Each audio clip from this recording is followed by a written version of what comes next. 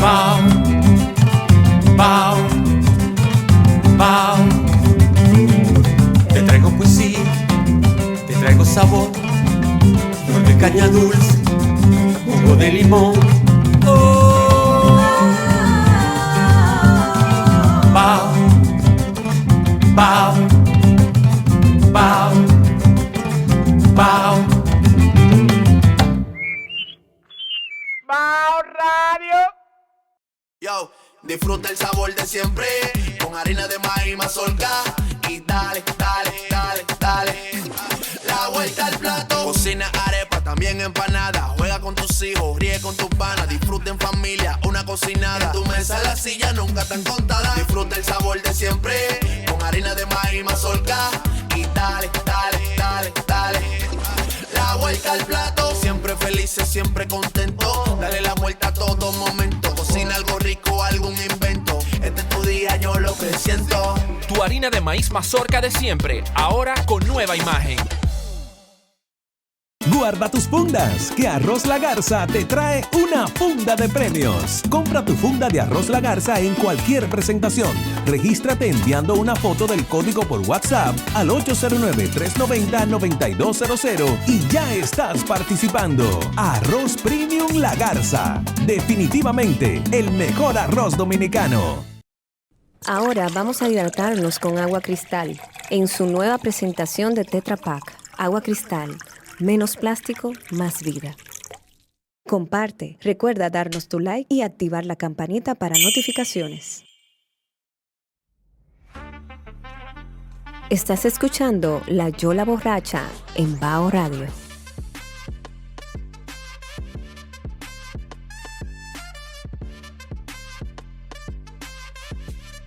Estamos en La Yola Borracha de Bao Radio hoy con Nazario, artista disciplinario. Siempre hemos querido, desde la publicación de tu primer libro, te lo digo, quería entrevistarte, quería conocerte y es un gusto de verdad que hayas podido sacar este momento. Sé que no estás residiendo aquí, pero que estés aquí y que puedas conversar con nosotros.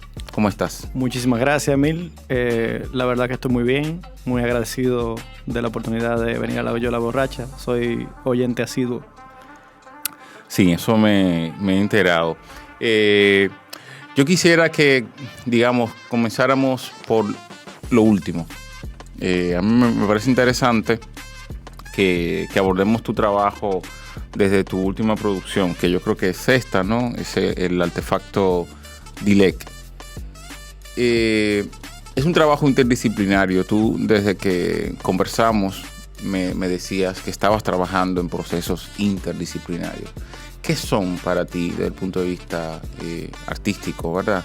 ¿Qué son procesos interdisciplinarios? ¿Cómo ves tú esto? Sí, bueno, desde hace mucho tiempo yo tuve la inquietud de los géneros y sentía que era una discusión que a veces sobraba. O sea, siento que es una discusión súper gastada, desde hace muchísimo tiempo se habla de que si la novela murió, de que si esto funciona. Sí. Y básicamente yo siempre me sentí cómodo en el cuento. Pero donde yo me siento realmente en mi lugar es en la exploración pura y dura. Yo tuve un periodo largo en que renegué incluso de la escritura por un tiempo, porque me monté en la lógica del surrealismo. Okay. Y del pensamiento surrealista. Y en el pensamiento surrealista me monté en la escritura automática y en el dibujo automático. Y eso me sirvió para explorar muchísimas cosas desde un lugar que no espera nada. O sea, básicamente yo me la pasaba todo a las 6 de la tarde, dibujaba como una forma de meditación o escribía poemas sin ninguna búsqueda, simplemente explorando cosas, a ver qué pasaba. Y eso me daba mucha paz por un lado, pero además me hacía encontrar voces que yo no sabía que existían. Y en esa búsqueda y en esa forma de aproximarme a la creación, yo me di cuenta de que había una nueva manera de ver las cosas. O sea, yo vengo mucho de estudiar el poder, de estudiar temas muy serios y muy entendidos desde la estructura. Sí. Y pues ahí como que agarré otra manera de mirar que ya estaba desligada de si yo escribo cuento, hago novela o hago aquello o esto. Siempre he estado interesado en el arte visual.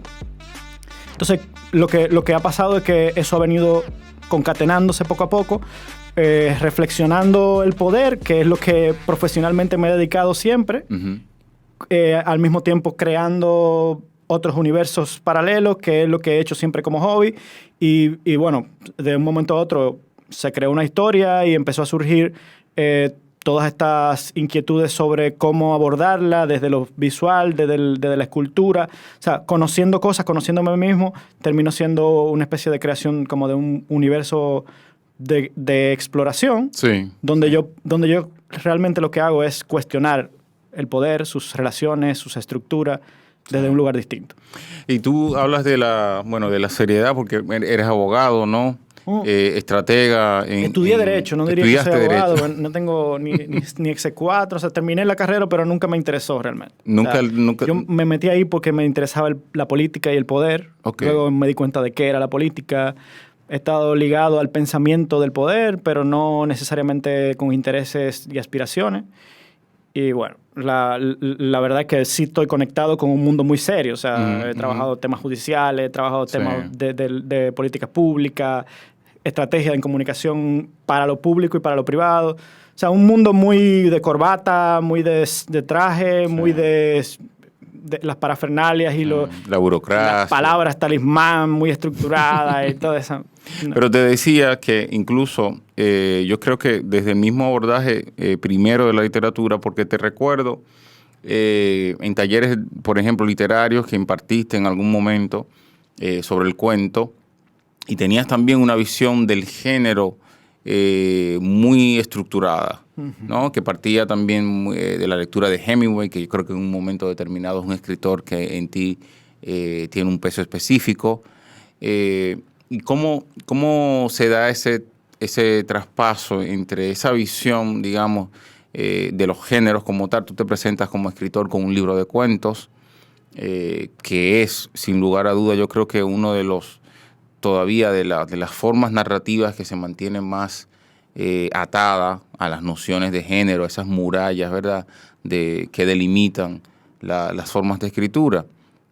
¿Cómo pasas? ¿Cómo se da ese traspaso? ¿Qué sucede en ese interín entre la publicación de tu primer libro y Artefacto Dilek? Sí, bueno, hay un proceso personal, un proceso de implosión, digamos, psicodélica. Sí.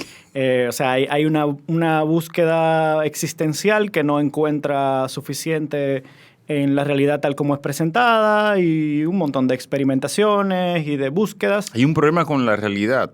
Sí, hay un gran problema con la realidad, sobre todo por la misma que te planteaba, o sea, con el poder y el peso del poder que plantea la realidad sobre las personas, sobre los imaginarios, y todo esto tiene una desembocadura en el descubrimiento de una forma de libertad que es el pensamiento surrealista por un lado y el pensamiento psicodélico por otro. Sí. Pero ¿y cómo se imbrincan, por ejemplo, el pensamiento surrealista, muy alejado en principio, o uno podría pensar, ¿verdad?, que está muy alejado del poder, sin embargo, de las instituciones sobre todo, sí. Pero, sin embargo, los surrealistas eran hombres muy, digamos, que supieron muy bien llevar el pensamiento surrealista y la vida común, ¿no? Y pienso, por ejemplo, en Philip Support, por ejemplo, un gran poeta, médico, que trabajaba o sea, hacía labor regular en un hospital psiquiátrico, y luego estaba ya digamos, la parte de su vida, ¿no?, donde ya era el poeta, Support. Siempre me acuerdo de algo muy interesante o cómico, y era que Breton le decía a los surrealistas que se casaran con mujeres ricas. Siempre. Sí, porque, bueno, estaba el asunto obvio de la vida del artista, ¿verdad? Y también la búsqueda de la reproducción de la vida material, que es algo que nos toca a todos, independientemente de, yo diría incluso de la clase social a la que uno pertenezca, claramente, porque de alguna manera es una realización también, ¿no? Es decir, ahí hay una realización en tu búsqueda, en tu pensamiento sobre el poder, en tu vinculación con el mundo de la comunicación. Es decir, no es algo que necesariamente se aparte, digamos, de tus intereses. Bueno, en algún momento, o sea, tenía que ver mucho con una aspiración de vivir, de escribir. Okay. O sea, yo entendía que en el lenguaje había un vehículo y creo que todavía lo hay. Sí. O sea, pero de un tiempo para acá, eso se corrió como del foco y siguió siendo, pero al mismo tiempo había otra manera de aproximarse desde el lenguaje y desde otras maneras de simbologías y de expresión a lo mismo, a la misma búsqueda. O sea, cómo yo entiendo lo que me rodea, cómo yo hago que me duela menos lo que me rodea. O sea, que tú crees que la vinculación evidentemente es sensible, ¿verdad?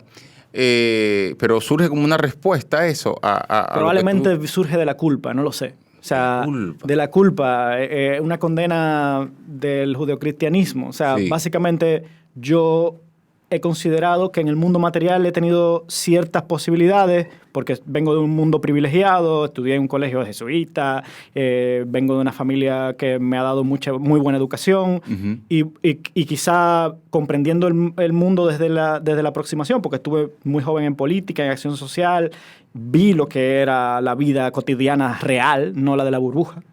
Y bueno, quizá por ahí necesitaba como romper ciertos elementos que estaban en esa realidad y que realmente desde el poder tú tienes una aproximación temprana entonces a la vida política. Sí, ¿no? Yo a los 16 años estaba militando en un partido político, trabajando en los barrios, haciendo vida, fui secretario de campaña de políticos que hoy son ministros. Yeah. Entonces, esa mirada me permitió ver que además del pensamiento, la lectura, había una realidad con la que yo no podía.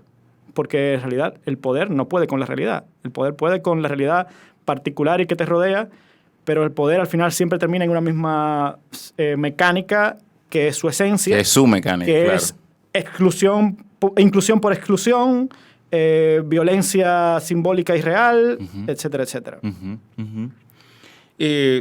Me gustaría que abordáramos la escritura de tu libro. Es decir, no sé en qué momento tus cuentos, por ejemplo, los primeros cuentos tuyos que conocí, fueron cuentos que participaron o que resultaron premiados, por ejemplo, en algunos concursos de cuentos. Creo que en el de Funglode. Había un cuento que leí ahí. Sí. Breve. Sí. Y supe de ti por ahí. Luego surge, se publica Carne Cruda y me parece que es tu primer libro, ¿no? Sí, es tu primer formato ya como tal, tu primera reunión de historia. Antes de eso tuve un segundo lugar en el Premio Internacional de Cuentos de Casa de Teatro. De Casa de Teatro. Con un cuento sobre la violencia policial. Ok. Se llama Dejar hacer, dejar pasar. Sí. Que está incluido en el libro posteriormente. Sí. Y te preguntaba porque me parece interesante el asunto no digamos de la diáspora, pero sí, digamos, un libro que se escribe en un viaje, se podría decir así, ¿no? O una estadía, no sé qué tiempo duraste en el Cono Sur, ahí en Buenos Aires. Yo duré un año y 9 meses en Buenos Aires. 1 año y 9 meses. Sí. ¿Te fuiste con la idea, en principio, de sentarte a escribir, dedicar esa época o ese tiempo a escribir? ¿O había otra vinculación vital? En ese tiempo yo era disciplinado con la escritura, increíblemente. Sí. Sí, yo escribía todos los días. Venía de escribir desde niño mucho, pero me había tomado la tarea precisamente porque salía de la política, me metí, había sentido que había desperdiciado mucho tiempo en lo público y en el juego político. Sí. Y dije, bueno, tengo que tomarme esto en serio, me voy a meter a escribir diario, de manera disciplinada. Salvando las distancias un poco a los Proust, ¿no? No, claramente. Salvando todas las distancias, pero en un momento determinado de su vida dice, he perdido mucho. Se da cuenta de que ha perdido tiempo, pero bueno, demostró que el tiempo perdido no existe tampoco, claro. ¿no? El tiempo nunca se pierde. No. Y bueno, él era banquero Pero yo no llegaba Sí, a era- tan sí. radicalmente hijo de puta. Sí, a tal esfera de poder, ¿no? Pero Exacto. bueno, pero estuviste por ahí, ¿no? Sí, Estuviste bueno, por o ahí. sea, pero básicamente decidí, o sea, moverme, aprovechar el tiempo en Buenos Aires, porque tenía una maestría que estaba haciendo. Ok. Y le di para allá, escribí una serie de cuentos que eran como 50 textos. Sí. Y de momento a otro, el azar quiso que yo fuera vecino de un gran poeta que admiro mucho y murió. Y le toqué la puerta un día con muchísimo miedo y le dije, mira, yo quiero enseñarte unos cuentos. Me dijeron que tú eres escritor, que tú... Oh, my God. Y el tigre me acabó los cuentos y me dijo, pero sí, tú eres escritor, yo creo. Ven de vez en cuando. Y empezamos a trabajar, el tipo me pasó su acervo, leí como 200 libros, me pasó un montón de, o sea, conocimiento de cine, de literatura, de Claro. arte de todo tipo. Y además en aquella ciudad, ¿no? Además, o sea, íbamos al jazz, porque él era ciego y yo era como su lazarillo. Ok. Nos hicimos muy amigos. Y el tipo empezó a decirme, bueno, mañana tráete un ejercicio, escribe un cuento de cualquier tipo sin adjetivo. Y de un momento a otro, bueno, no, ahora escribe uno, pero sácale los adjetivos. Y ese ejercicio me dejaba consigna, escribe un cuento con forma de diario, escribe un cuento como forma de carta. Y o sea, al final te ponían a trabajar. me entrenó a escribir, me enseñó a escribir de cero. O sea, yo venía de mi formación aquí como abogado, que escriben malísimo los abogados. Ujú. Y además con la influencia de mi tía Carmen Inver Brugal y de Rubén Lamarche, Sí, claro. que me corregía muchos textos, Sí, sí. que eran dos escritores que yo respeto mucho, pero este tipo, o sea, fue como una carnicería. O sea, me volvió súper Muy radical con todo lo que sobra, con todo lo que huele a literatura. Y eso fue como o sea, casi como una labor de gimnasia de escritura. Confirma que es muy conveniente para los escritores presentarse ante alguien que no, que bueno, tenga así el acervo y tenga, ¿verdad? El saber hacer, es decir, un poeta de larga data, ¿verdad? Era un monstruo, o sea, Era es que yo tuve mucha suerte. O sea, Exacto, sí, pero yo sí, creo que sí, que a totalmente. uno le conviene tener un mentor. Exacto, Yo sí, estaba en una universidad. pero digamos, porque por ejemplo, Carmen Inver pudo haber perfectamente sido tu mentora, o de hecho tal vez, probablemente de alguna manera lo fue, igual que Rubén. claro que sí. Pero como no hay una vinculación, ¿no?, filial o una vinculación Es de, otra cosa. de amistad, es otra cosa. Se tiene, digamos, una visión un poco más, ¿cómo te digo? No te andan con medias tintas, para Claramente, decirlo de alguna manera, claramente. ¿no? O sea, te dicen las O sea, cosas tal como te la tiene que decir un escritor a otro que está comenzando, ¿verdad? Sí, yo creo que es muy, muy bueno tener un mentor que no tenga ningún amor por ti, que después, lógicamente, las relaciones avanzan y uno se quiere. Al final, él y yo terminamos siendo muy, muy amigos. En un momento terminamos. No. Ok, en un momento peleamos incluso, pero, o sea, básicamente yo le agradezco. Que creo que es algo natural de las dinámicas entre artistas, ¿no? Y Totalmente. entre un artista que evidentemente tú admiras y que estaba en un momento, bueno, en el que tú estás comenzando. Digamos, yo te decía un escritor más bien tradicional. En el sentido de que, como te decía, tú, por ejemplo, impartiste talleres de escritura del cuento y eran, como te decía, talleres que partían de la noción de Hemingway del cuento. Ian ¿no? McEwan, Hemingway, Cheever, Sí. Carver.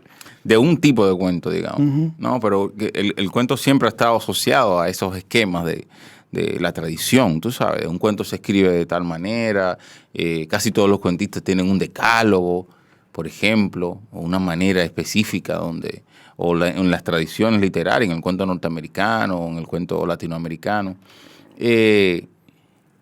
¿Por qué tú no seguiste ahí? O sea, ¿qué sucede que después de esa experiencia en Buenos Aires, tú no sigues escribiendo tal vez, digamos, tú no haces carrera directamente, para decirlo de alguna manera? Yo siempre me considero un amateur. Mm. Y de hecho, precisamente al tomar esa formación de Mario Trejo, venía de una tradición amateur. O sea, es un tipo que se va a la guerra, se olvida del mundo literario. O sea, básicamente yo no suelo tomarme muy en serio ninguno de los mundos en los que convivo. Y realmente eso es parte de mi forma de aproximarme. Entonces, tengo una mirada de la literatura, respeto a mucha gente del mundo literario, pero no me considero del mundo literario en sí. O sea, a mí me gusta crear. Me gusta crear y me gusta explorar desde la creación. Pero tampoco eres un outsider. Bueno, he sido considerado un outsider, no me considero un insider, pero exploro el cuento desde la técnica. Sí. Y me meto en él y luego digo, no me quedo aquí. Y sigo así, bueno, con la pintura, con el dibujo, con la escultura. Cuéntanos del proceso, de este proceso de formación. Tú ahorita fuera del aire decías que surgió el cuento primero como notas que tú tomabas en tus momentos libres y que de repente, bueno, en una crisis, no sé si se puede decir en el aire, pero bueno, sí, supongo que... Sí, no hay tema. ¿Eh? No hay tema. En esta crisis surge el cuento. ¿El cuento es la génesis, el texto es la génesis de todo lo demás o el proceso fue simultáneo? Mira, el texto surge de juntar partes y en un momento específico esas partes empiezan como a hacer sentido juntas. Uh-huh. Y yo digo, bueno, pero vamos a juntarlas. Y de ahí, entonces, se desprenden diferentes imágenes que, como te dije, yo siempre he trabajado con dibujo automático. Sí. Yo me siento en la playa y empiezo a dibujar y sale, bueno, hay un barco, ahí en el cuento hay un barco, hay una guerra de barcos. Sí. Y así como que cada pieza sale de partes del texto que no son racionalmente planificadas, pero que al mismo tiempo construyen una especie de sentido. O sea, sin las piezas yo siento que el cuento no funciona como técnica del cuento. O sea, y yo que conozco y he estudiado mucho la técnica del cuento, te puedo decir, ahí no hay desarrollo del personaje, ahí no hay suficiente atención para que el lector pero tú se que quede. conoces también la técnica del cuento, tú consideras conmigo en que de alguna manera también hay una subversión ahí de la técnica del cuento, o sea, ¿no? Vengo de resaltar lo que implica la psicodelia en mi forma de aproximarme a la realidad. La psicodelia es la muerte del ego. O sea, es aprender a morir. La psicodelia es la muerte del ego. No es una definición mía, es una definición de libro, que la ha dicho McKenna, la ha dicho Huxley. O sea, la muerte del ego, aprender a morir y precisamente morir con tranquilidad.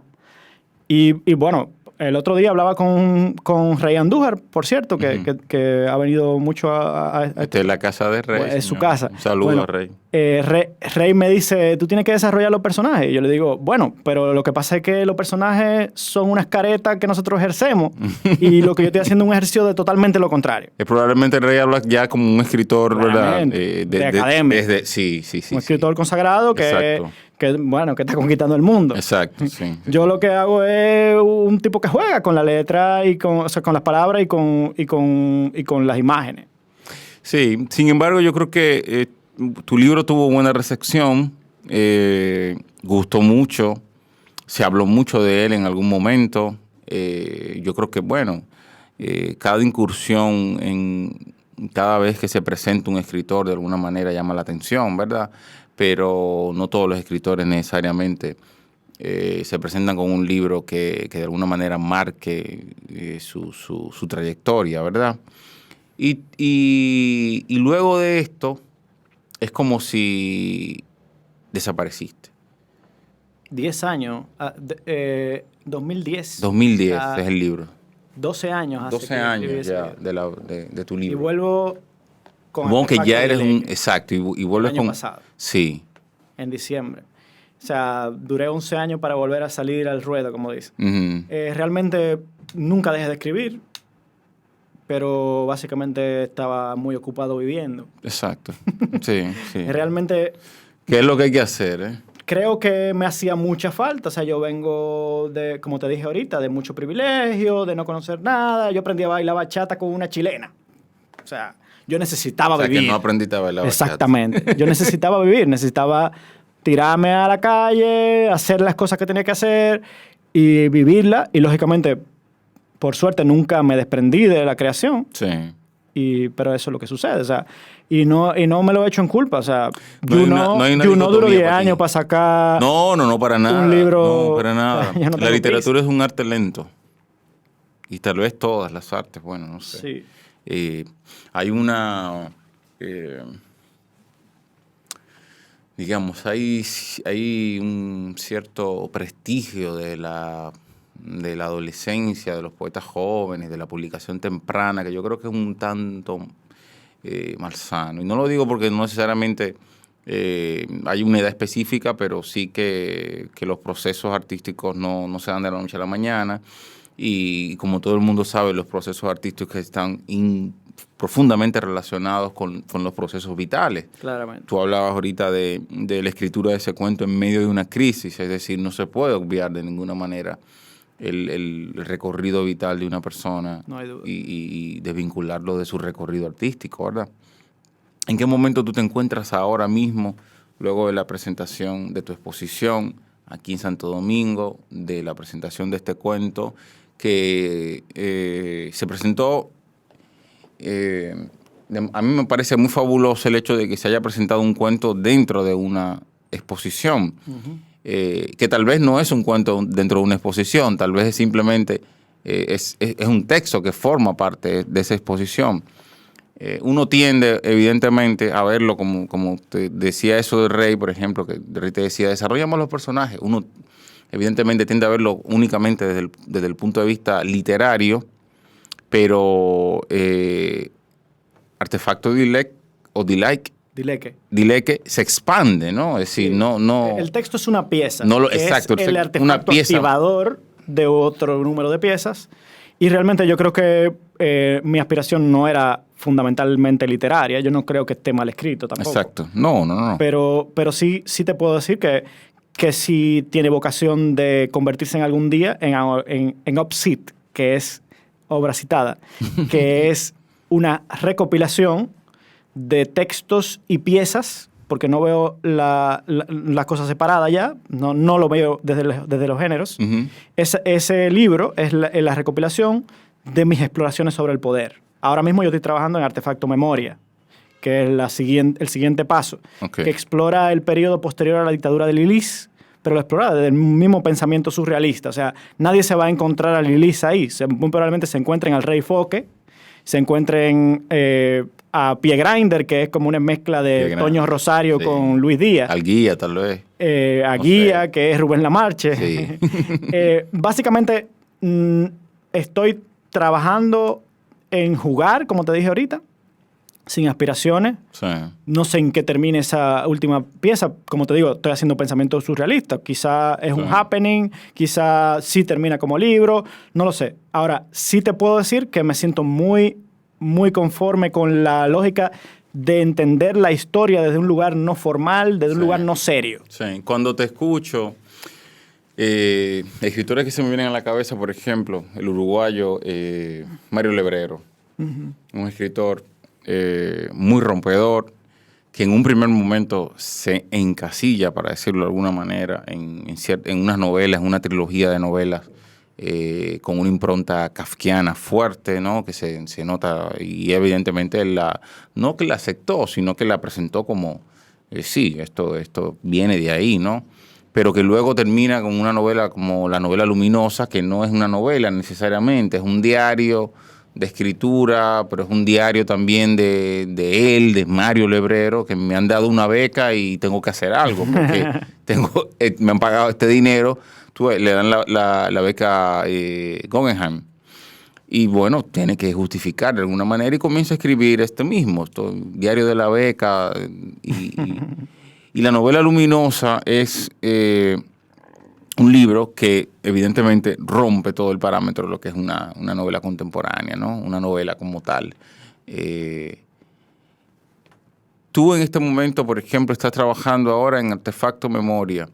De alguna manera te ¿Tú crees que en algún momento regreses a una visión, digamos, del escritor o de la literatura más tradicionales? En algún momento podemos encontrar, no sé, una novela tuya o un... No sé si una novela, pero en el cuento yo sigo. O sea, yo sigo Sí, escribiendo en el cuento por mi lado. ¿Por qué te interesa tanto el cuento? Por vago.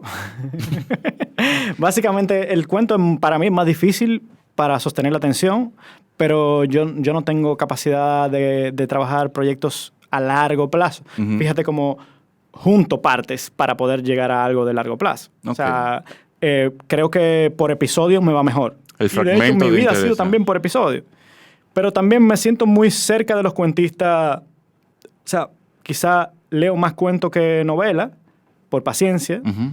pero también siento más la fuerza de lo que Sí. puede hacer la palabra en el cuento. Un cuento. O sea, Osvaldo Lamborghini, Pedro Juan Gutiérrez, que ahorita vimos un texto Sí, de él. sí. O sea, la fuerza de lo que tú puedes hacer contando un hecho no es lo mismo que tú puedes hacer contando un personaje. No. Entonces, yo creo que, además de que, o sea, contrario a lo que piensa el mercado, creo que el cuento en algún momento va a tomar la escena. Yo creo que está en un buen momento ahora mismo. Por Sí, lo menos, no sé, el cuento latinoamericano. Pero resulta tal que vez, las mejores y los mejores cuentistas se han mudado a la novela. Sí, o los han mudado, tal vez. También el mercado. Ujú. Caso que yo creo que pasó con la argentina Samantha Schweblin. Samantha, que es muy buena. Buenísima cuentista, ¿no? Sí. Que en un momento determinado a mí me impactó mucho, sobre todo con su primer libro, con El núcleo del disturbio. disturbio. Sí, es magnífica. Sí, y bueno, ella se fue a la residencia, terminó atrapada ahí. Bueno, Ujú. son muy buenas sus novelas, por cierto. Pero la fuerza del cuento yo creo Son que... muy buenas sus novelas, sin duda, pero no deja uno de extrañar el cuento de Samantha Schweblin. Es así. Es así. Para decirlo de alguna manera, sí.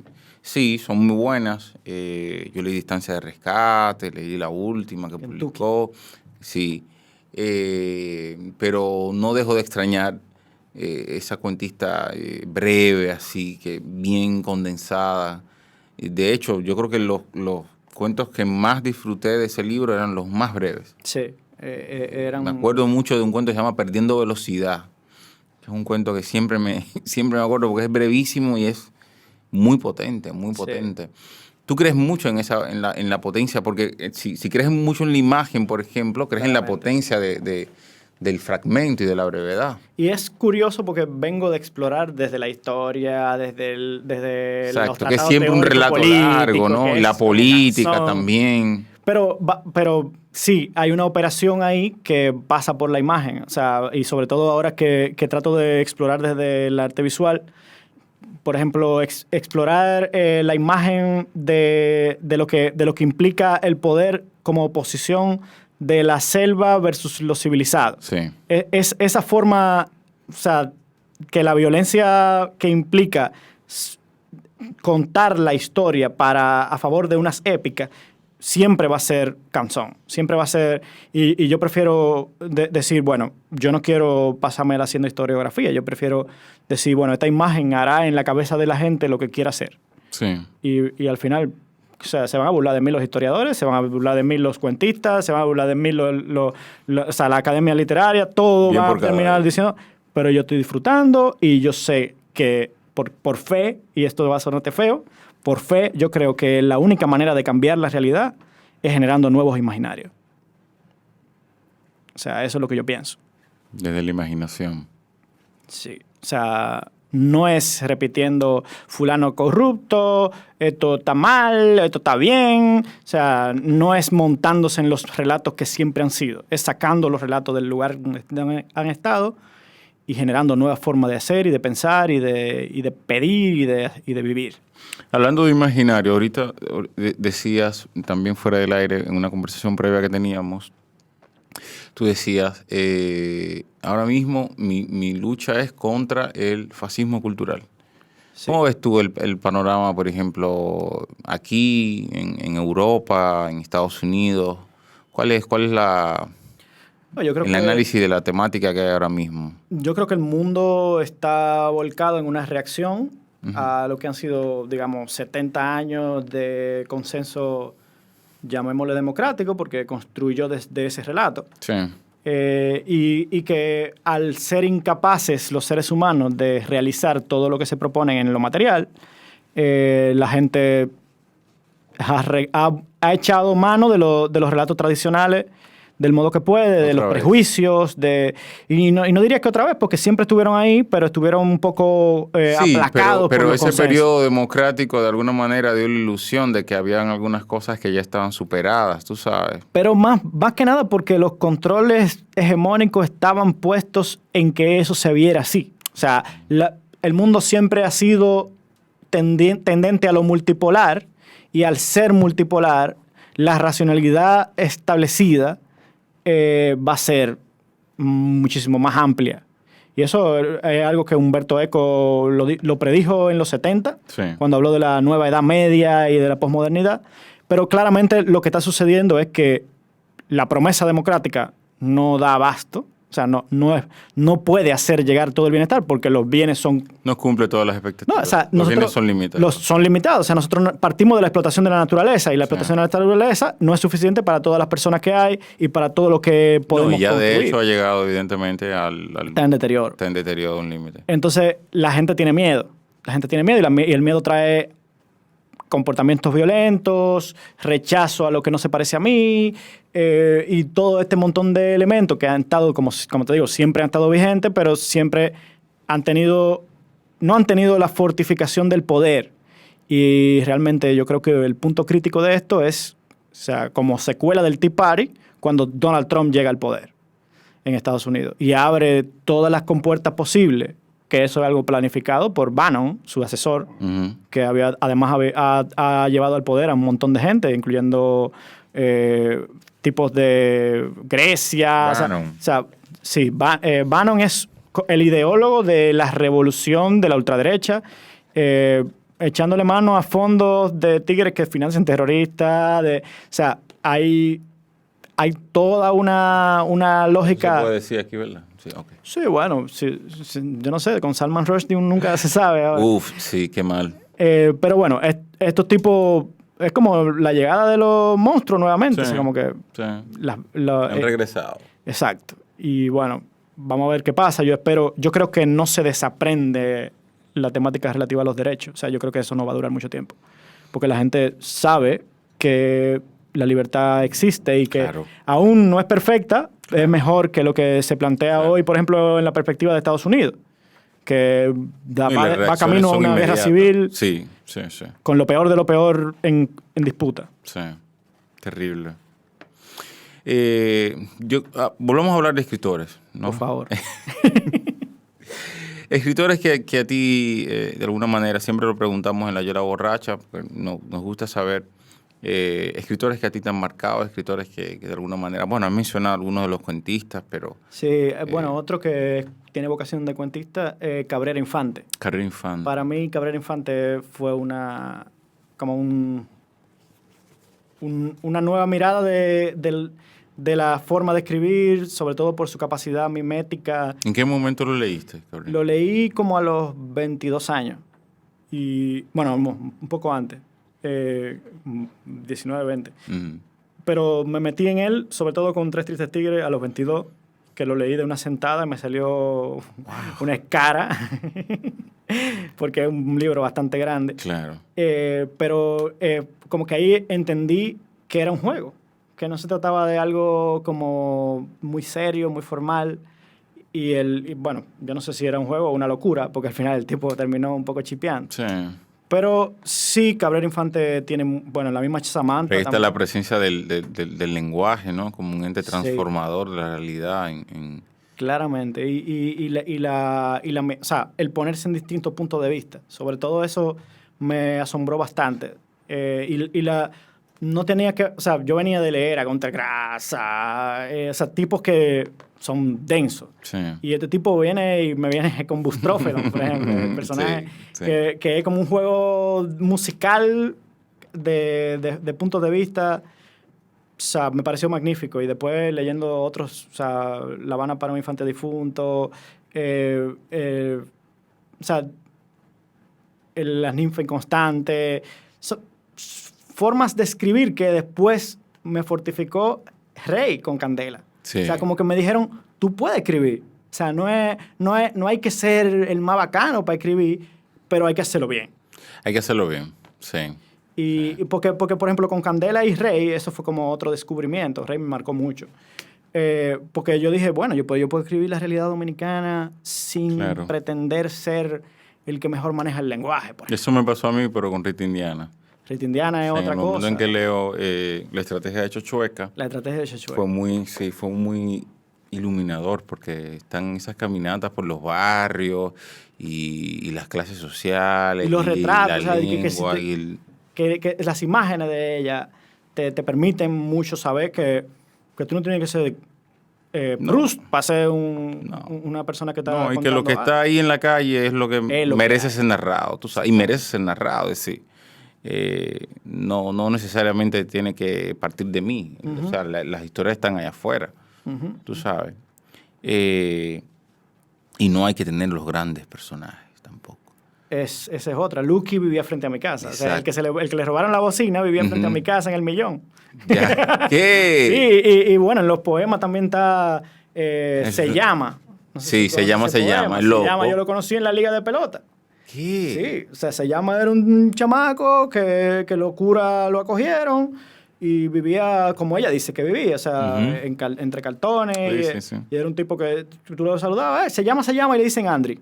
Y tú, ¿y este tigre? Se llama, y le dicen Andri.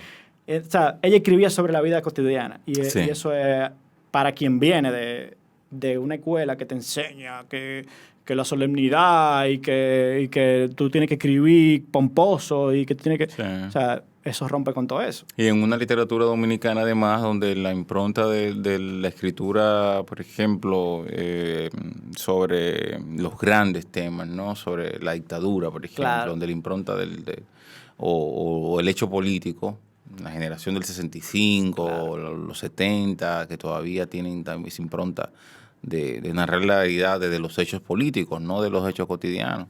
Yo creo que ahí probablemente René del Risco también tuvo es algo uno de los ¿no? que abre esa brecha. Por ejemplo, tú contabas en mi taller literario tengo un pecado capital que reconozco hoy porque admiro muchísimo, por ejemplo, a Fran Báez. Sí. Me preguntaban sobre Fran Báez y yo, ¿cómo tú me puedes decir a mí que es un poeta, una gente que habla de tocar el aro?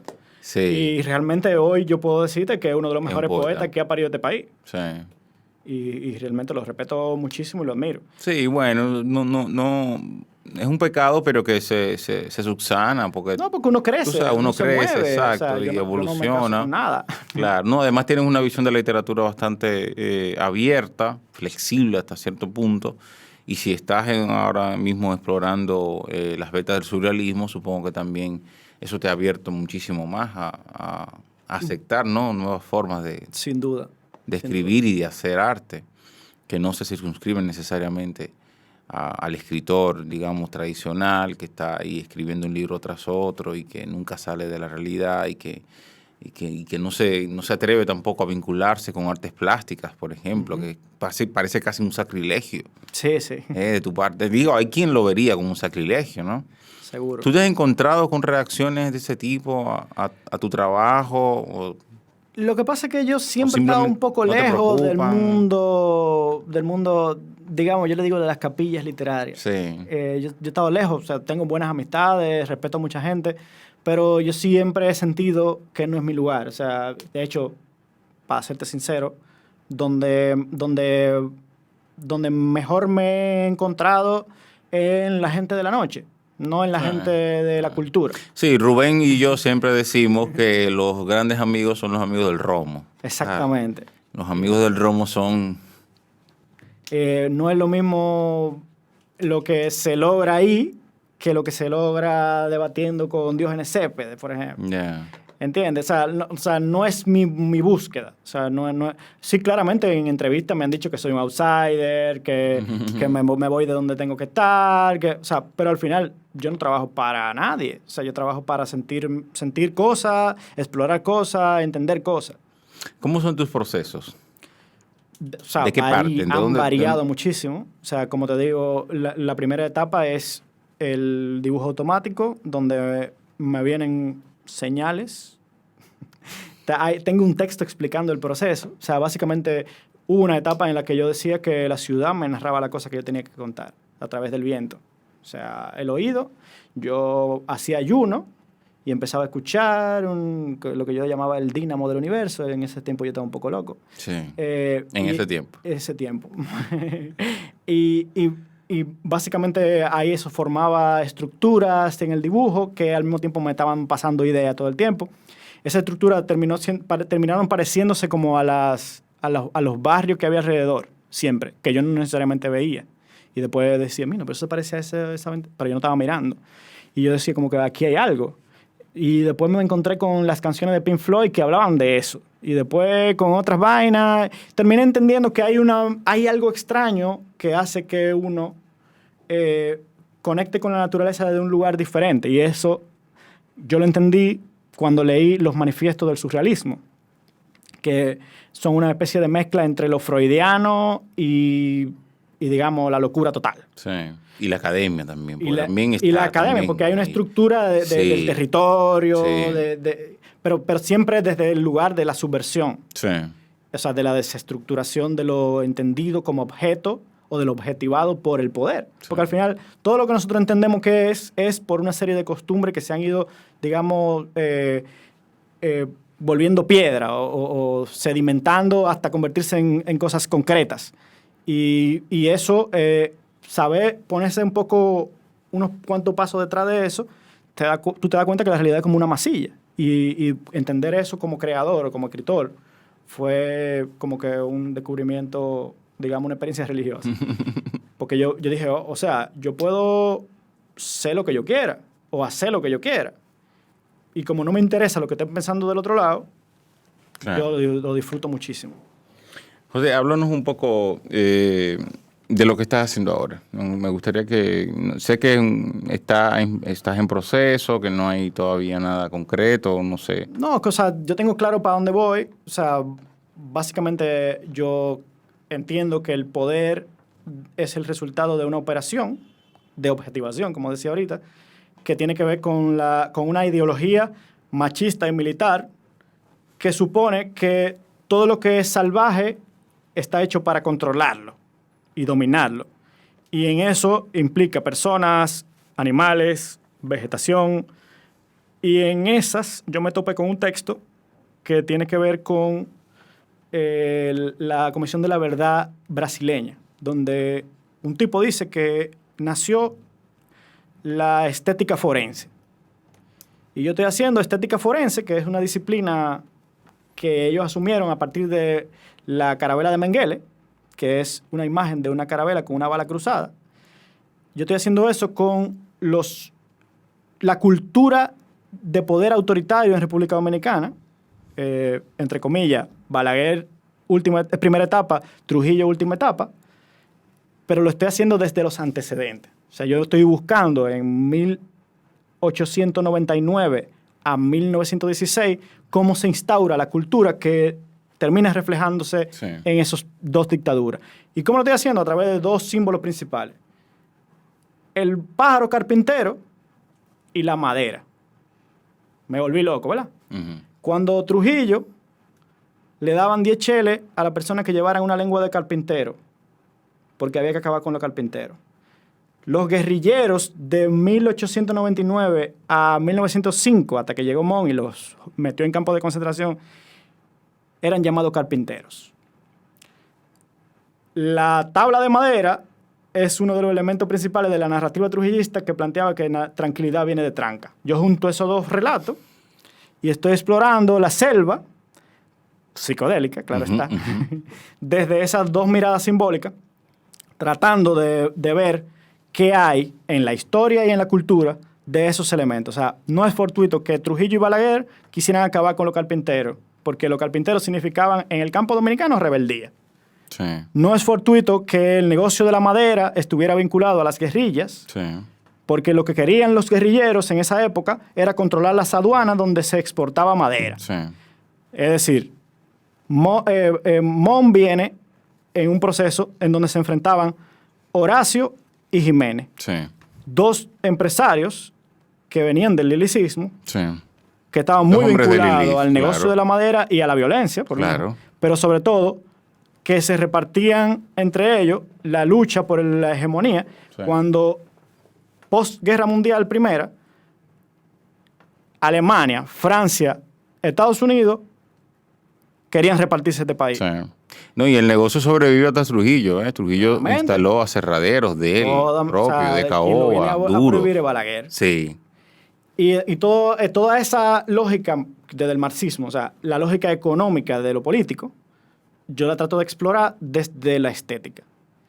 Con un relato igualito que en Dileque, que es un relato post-apocalíptico y es un relato distópico, pero planteándote toda esa mirada socioantropológica desde el pensamiento surrealista. o sea, podríamos decir que tu trabajo es una exploración, digamos, de las formas del poder desde la estética.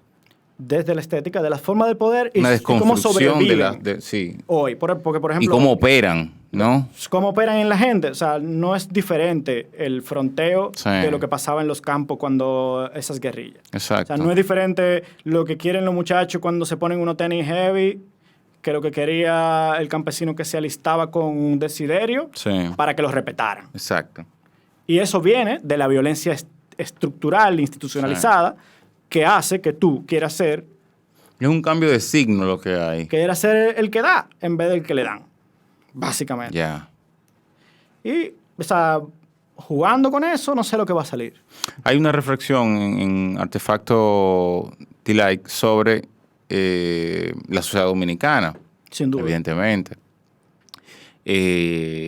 Sobre los traumas de la sociedad dominicana, los grandes traumas de la sociedad dominicana. Y ahí, evidentemente, está la xenofobia metida, tú Sí. sabes, en el medio de todo el asunto. La persecución, La persecución, pero sobre todo el hecho de que no es o sea, esos prejuicios están en nuestro sistema operativo. Gobierne Foque o gobiernen los empresarios. Exacto. O gobierne el populista de derecha. O sea, al final de lo que se trata es que nuestra forma de concebir el poder está plagada de esa mecánica de imposición ¿y tú crees que hay que sobre ir? lo extraño. Sí, y hay que ir al origen de eso. Yo no sé si hay que Como ir a lo digamos, para combatirlo. O sea, para entenderlo, sí.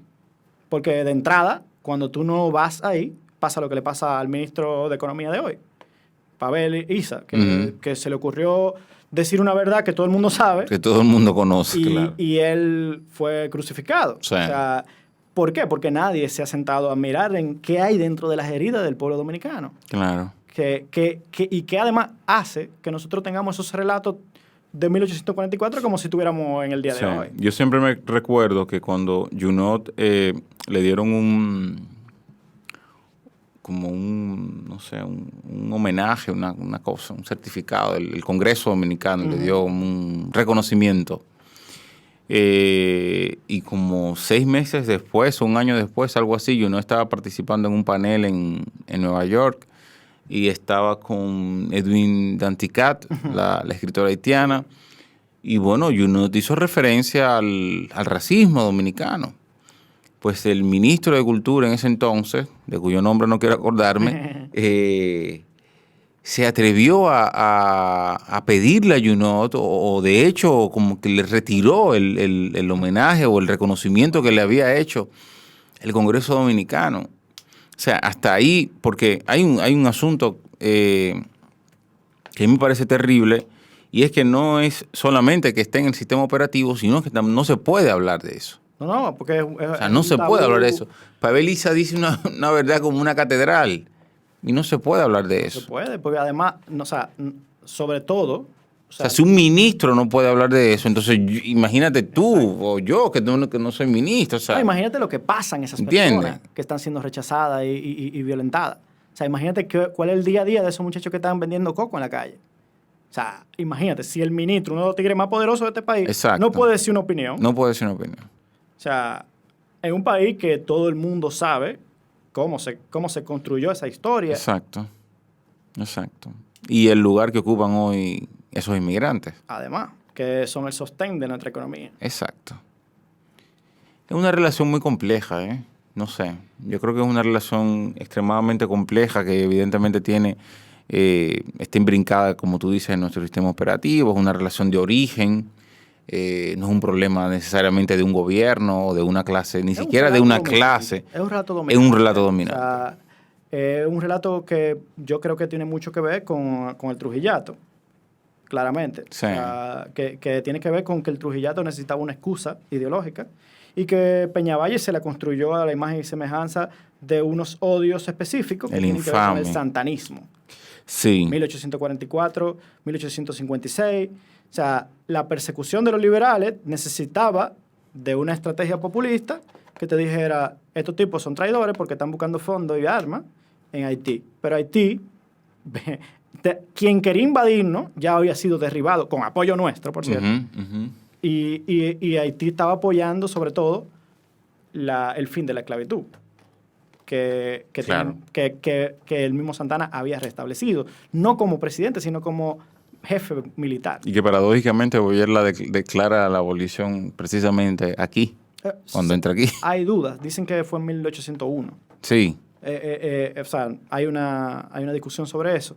Pero que al final de lo que se trata es de que los haitianos no fueron nuestros enemigos más que circunstanciales. Sí, exacto. Que aquí asumimos que somos por negación. Sí. Esto ha sido La Yola Borracha de Bau Radio, un podcast de literatura que hacemos para Bau Radio. Hemos estado conversando con Nazario sobre sus propuestas creativas, sobre el arte y el poder, sobre los imaginarios y la realidad. Nazario, ¿dónde te pueden contactar? ¿Dónde pueden ver parte de tu trabajo? ¿Hay una página web? ¿Tus redes sociales, por favor? Sí, yo estoy en Twitter e Instagram como JC Nazario con Z. Sí. Y, en Twitter eres una personalidad, permíteme. Bueno, eso dicen. Era el paréntesis. No sé, la verdad, yo lo que pongo un montón de disparate ahí. Pero el más interesante que Twitter es artefactodileque.com, con K, Dileque. Artefactodileque.com es donde está recogida tanto el audiotexto como las demás piezas de la exposición que estuvo presentada en diciembre del año pasado. Y que duramos hablando bastante sobre ella hace unos minutos. Ahí están las piezas, está el texto curatorial y está el audiotexto que fue musicalizado por Inca, que de hecho tiene un trabajo musical muy interesante a través de la fusión con los palos, los salves. Esta exposición tiene curaduría de Luis Graham. Sí, Luis Graham fue el curador. Estuvo en el Centro Mirador durante un mes completo. ¿Cómo? Ya, yo sé que nos estamos despidiendo, pero bueno, esta era yo la borracha.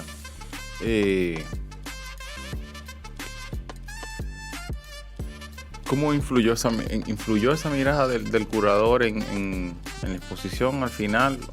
Mira, la verdad es que la manera en que dialogaron las piezas una con otra y con el espacio es totalmente magnífica y es trabajo de Luis Graham.